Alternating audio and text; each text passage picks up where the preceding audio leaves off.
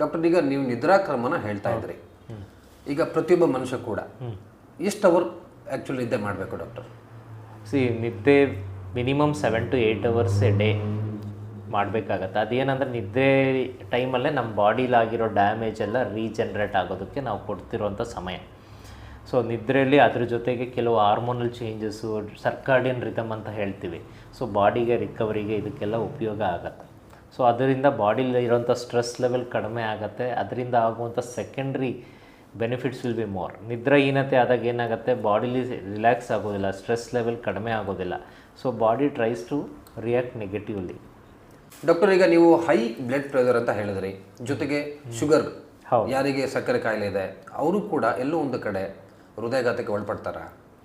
ಅವರಲ್ಲೇ ಜಾಸ್ತಿ high risk ಇರುತ್ತೆ. ಹೃದಯಾಘಾತ ಆಗುವಂಥ ಸಾಧ್ಯತೆಗಳು ಭಾಳ ಜಾಸ್ತಿ ಶುಗರ್ ಇರೋರಲ್ಲಿ, ಬಿ ಪಿ ಇರೋರಲ್ಲಿ. ಅದನ್ನು ಹೇಗೆ ಕಂಟ್ರೋಲ್ ಮಾಡ್ಕೋಬೋದು doctor?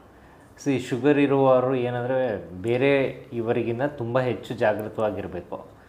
Proper adequate sugar control ಅಂತ ಹೇಳ್ತೀವಲ್ಲ, ಅದನ್ನು ಮಾಡಬೇಕಾಗತ್ತೆ. ಶುಗರ್ನ ಯಾವಾಗೂ ಹತೋಟಿಯಲ್ಲಿ ಇಟ್ಕೊಳ್ಬೇಕಾಗ್ತದೆ.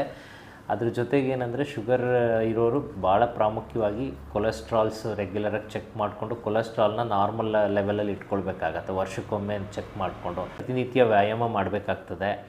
ಆಮೇಲಿಂದ ಫುಡ್ ಕಂಟ್ರೋಲು ಅಷ್ಟೇ, ತುಂಬ ಆದಷ್ಟು ಪ್ರೋಸೆಸ್ ಫುಡ್ಸು, ಶುಗರ್ಸು, ಫ್ಯಾಟ್ ಇರೋವಂಥದ್ದು, ರೆಡ್ ಮೀಟ್ ಇದೆಲ್ಲನೂ ಅವಾಯ್ಡ್ ಮಾಡಬೇಕಾಗ್ತದೆ. And regular stress test, echo, ECG ವರ್ಷಕ್ಕೊಮ್ಮೆ ಮಾಡಿಕೊಂಡು ಚೆಕ್ ಮಾಡ್ಕೋಬೇಕು. ಯಾಕಂದರೆ ಇಂಥವರಲ್ಲಿ 10-20% ಸೈಲೆಂಟ್ ಹಾರ್ಟ್ ಅಟ್ಯಾಕ್ ಅನ್ನೋದು ಶುಗರ್ ಇರೋರಲ್ಲಿ ಕಾಮನ್. ಸೊ ಹಾಗಾಗಿ ವರ್ಷಕ್ಕೊಮ್ಮೆ ನಾವು ಅದನ್ನು ಅಡ್ವೈಸ್ ಮಾಡ್ತೀವಿ. ಡಾಕ್ಟರ್, ಈಗ ನೀವು ಮದ್ಯಪಾನದ ಬಗ್ಗೆ ಹೇಳ್ತಾ ಇದ್ರಿ. ಅತಿಯಾದ ಆಲ್ಕೋಹಾಲ್ ಸೇವನೆ ಅಂದರೆ ಅತಿಯಾದ ಮದ್ಯಪಾನ ಮಾಡೋದ್ರಿಂದ ಎಲ್ಲೋ ಒಂದು ಕಡೆ ಅದು ಕೂಡ ಇದೊಂದು ರೀಸನ್ ಆಗುತ್ತಾ? ಮುಂಚೆ ಎಲ್ಲ ಏನಾಗ್ತಾಯಿತ್ತು, ಆಲ್ಕೋಹಾಲ್ ಏನೋ ಸ್ವಲ್ಪ ಗೈಡ್ಲೈನ್ಸು ಹೇಳ್ತಾ ಇದ್ದು, moderate alcohol intake is good for heart ಅಂತ.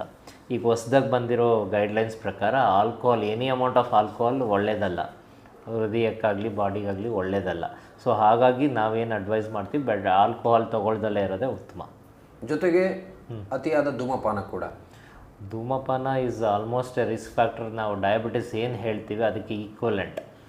ಸ್ಮೋಕಿಂಗ್ ಮಾಡೋದ್ರಿಂದ ಒಳಗಡೆ ನಾವು ಗಾಳಿ ತೊಗೊಂಡಾಗ ಅದು ಹೋಗ್ತಾ ಗಾಳಿ ಇನ್ನೇಲ್ ಆದಮೇಲೆ ನಮ್ಮ ಬಾಡಿಯಲ್ಲಿರುವಂಥ ರಕ್ತನಾಳಗಳಲ್ಲಿ ಎಂಡೋಥೀಲಿಯಂ ಅಂತ ಒಂದು ಇರುತ್ತೆ, ಪ್ರೊಟೆಕ್ಟಿವ್ ಲೇಯರ್.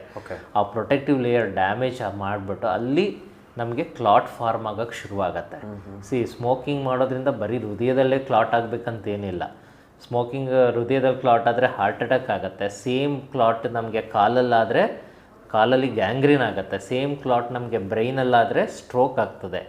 ಸೊ ಅದು ಎಲ್ಲಿ ಬೇಕಾದರೂ ರಕ್ತನಾಳದಲ್ಲಿ ಪ್ರಾಬ್ಲಮ್ ಆಗಬಹುದು. ಬಟ್ ಕಾಮನಾಗಿ ನಾವು ಹೃದಯದ ಬಗ್ಗೆ ಜಾಸ್ತಿ ಭಯ ಇರೋದ್ರಿಂದ ಅದನ್ನೇ ಜಾಸ್ತಿ ಕಾನ್ಸಂಟ್ರೇಟ್ ಮಾಡ್ತೀವಿ. ಸ್ಮೋಕಿಂಗ್ ಬಾಡಿಲಿರೋ ಪ್ರತಿಯೊಂದು ಆರ್ಗನ್ನು ಅಫೆಕ್ಟ್ ಮಾಡ್ತದೆ. ಧನ್ಯವಾದಗಳು ಡಾಕ್ಟರ್. ಸಾಕಷ್ಟು ಮಾಹಿತಿನ ನಮ್ಮೊಂದಿಗೆ ಹಂಚಿಕೊಂಡ್ರಿ.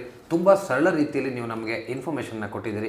ಖಂಡಿತವಾಗಿಯೂ ಕೂಡ ವೀಕ್ಷಕರಿಗೆ ತುಂಬ ಸಹಾಯ ಆಗುತ್ತೆ. ಖಂಡಿತವಾಗ್ಲೂ ನನ್ನ ಕಡೆ ಆದಷ್ಟು ಸಾಧ್ಯವಾದಷ್ಟು ಹೃದಯ ಕಾಯಿಲೆ ಬಗ್ಗೆ ಅರಿವು ಮೂಡಿಸೋದಕ್ಕೆ, ಅದರ ಬಗ್ಗೆ ಜಾಗೃತಿ ಅಥವಾ ಎಜುಕೇಷನ್ ಮಾಡಲಿಕ್ಕೆ ನಾನು ಯಾವಾಗೂ ರೆಡಿ ಇರ್ತೇನೆ. ಡೆಫಿನೆಟ್ಲಿ ಮಾಡೋಣ. ನಮಸ್ಕಾರ ಡಾಕ್ಟರ್. ನಮಸ್ಕಾರ.